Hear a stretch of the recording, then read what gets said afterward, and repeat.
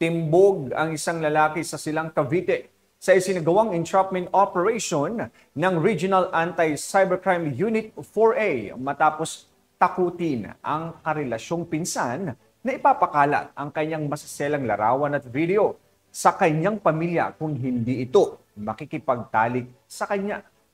Pacho Woman Mary Grace Artizuela sa report.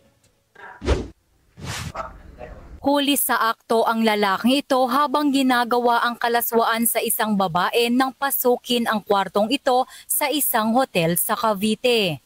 Ayon sa biktima, nagkaroon sila ng relasyon ng kanyang pinsan at nagpadala siya rito ng kanyang mga masiselang larawan at video na ginamit ng suspect upang takutin ng biktima na ipapakalat ang mga nasabing larawan at video kung hindi ito makikipagtalik sa kanya.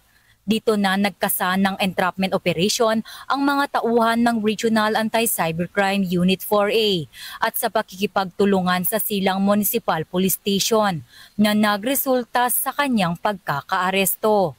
Kinilala ang suspect bilang si alias Ed, 29 anyos, construction worker at residente ng Silang Cavite at nahaharap sa patong-patong na reklamo, kabilang ang photo and video voyeurism at grave coercion. Kasalukuyang nasa kustodiya na ito ng Silang Municipal Police Station para sa dokumentasyon at tamang disposisyon. Hinihimok natin ang lahat ng taga-subaybay at manonood na iwasan natin ang pagbibigay ng mga sensitibong larawan at video maski sa kaninong tao man.